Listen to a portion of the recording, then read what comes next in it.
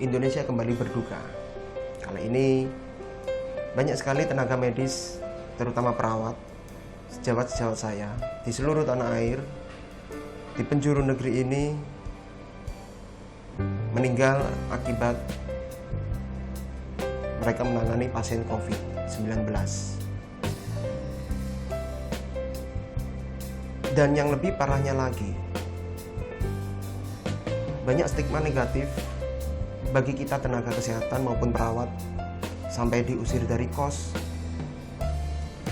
lalu sampai ditolak jenazahnya untuk dimakamkan. Itu merupakan kurangnya edukasi kepada masyarakat awam, karena di pemikiran mereka hanya satu: para petugas COVID-19 ini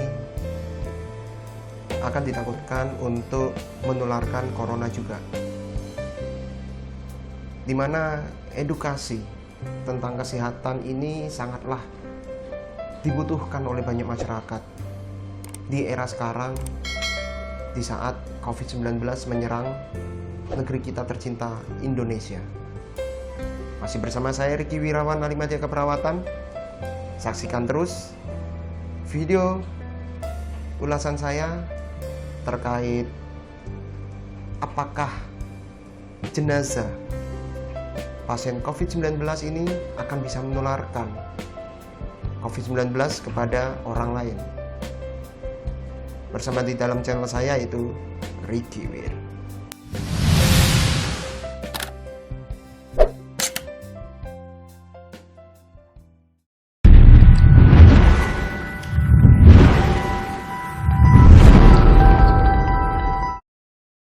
Di grup Facebook Suara Perawat, yaitu grup Facebook tempat di mana semua perawat berkumpul di situ, di mana anggota grup tersebut sudah sangat banyak sekali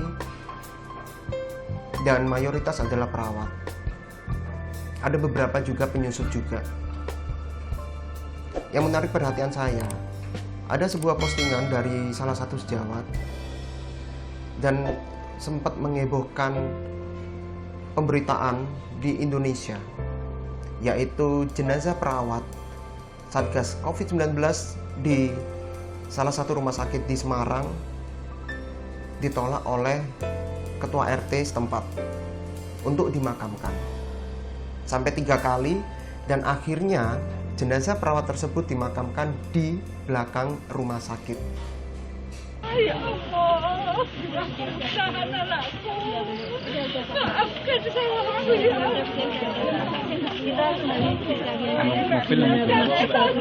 Siapkan mobil. Saya itu cuma raga, sudah anakku. Saya tidak kuat mendengar ini. Saya tidak kuat. Setelah dia habis dibakar, efeknya lari jauh, Pak. Ini, Pak. Jadi apa?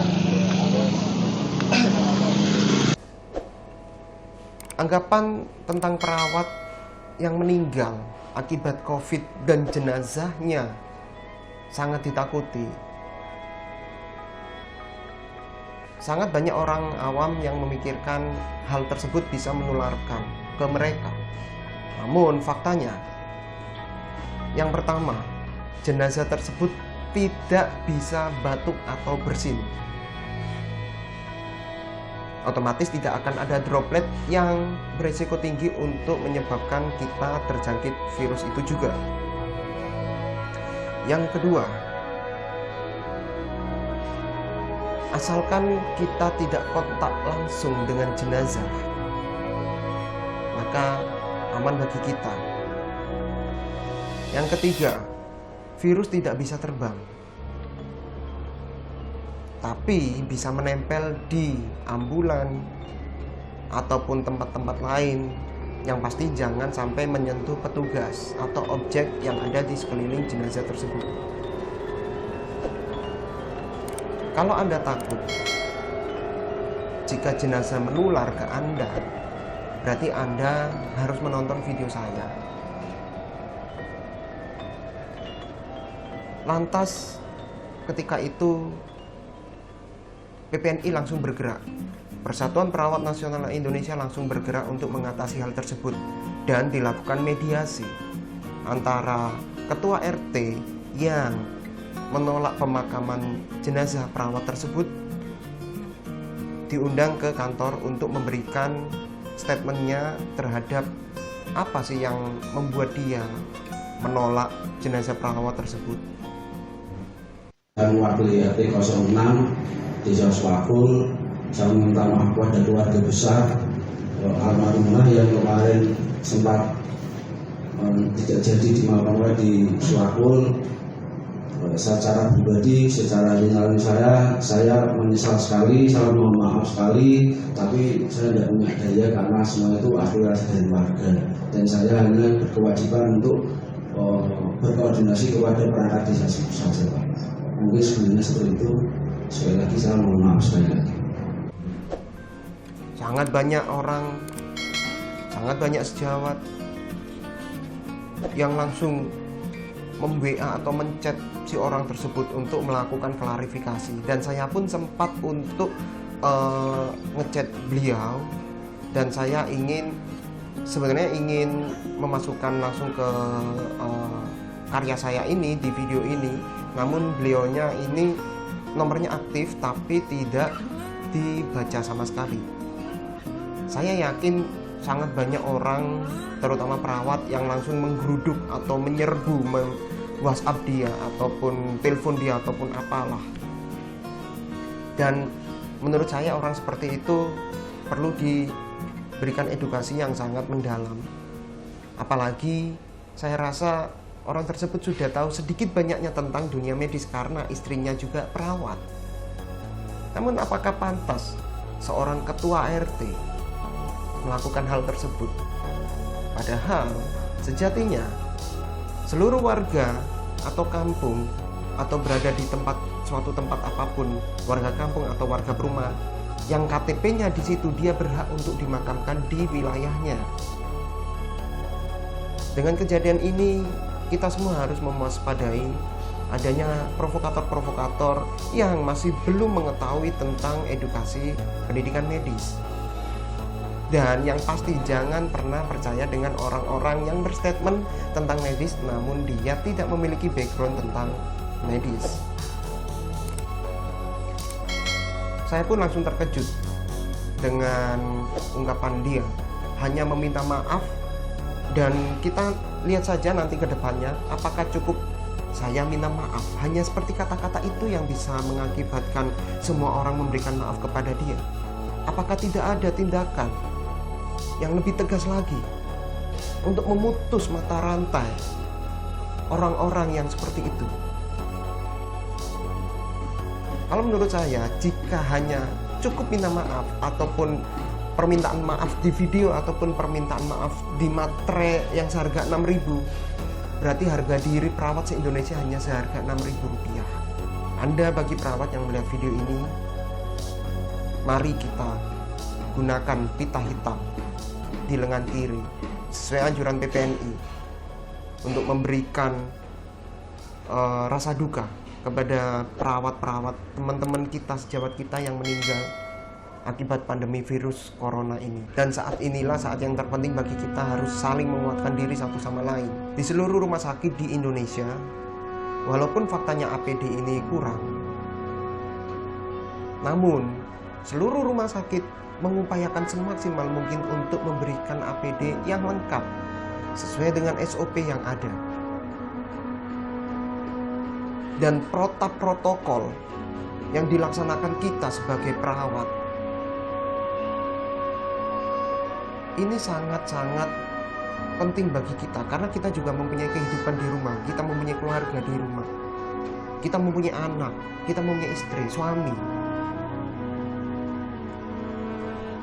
Kita bongkar gini aja ya, protokol di rumah sakit bagi kita tenaga medis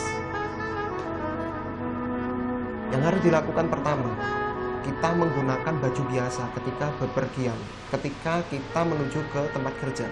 Lalu ketika datang di tempat kerja, kita langsung menggunakan APD di ruangan yang steril. Dan itu berlapis-lapis, dan itu sangat menyiksa kita. Dan ketika kita pulang, kita harus diwajibkan untuk mandi di rumah sakit. Baik kita merawat pasien COVID ataupun tidak. Jadi tidak kita pakai baju sembarangan, lalu kita bisa makan seenaknya gini seenaknya. Akhirnya apa? Orang-orang yang mempunyai pemikirannya yang terlalu polos, terlalu lugu, akhirnya apa? Mengusir para perawat di kosnya, di tempat tinggalnya.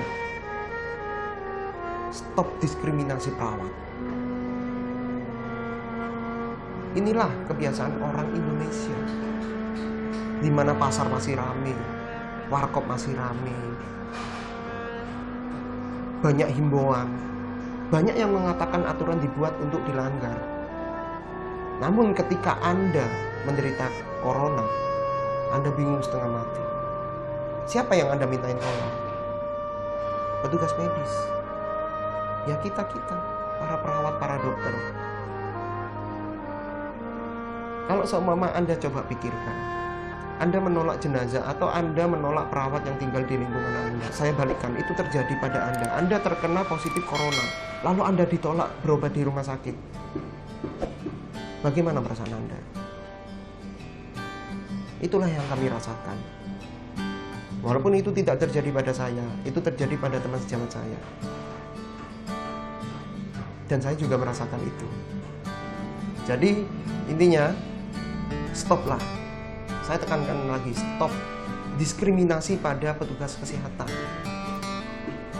Dengan usaha mereka, dengan kegigihan mereka, dengan penderitaan mereka, yang tidak minum, rela tidak minum, tidak makan selama 8 jam atau 1 shift. Itu kalau 1 shift.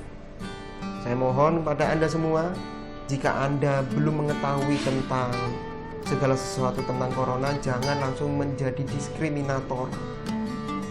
Apalagi Anda bukan orang medis. Itu akan membuat lucu. Oke. Saya tekankan untuk video ini, saya bikin video ini khusus buat Anda, para petinggi kampung, para petinggi, ya semuanya lah. Jangan sampai menolak atau kejadian ini terulang lagi. Terima kasih. Sekian dulu dari saya, Riki Wirawan, ahli media keperawatan. Wassalamualaikum warahmatullahi wabarakatuh.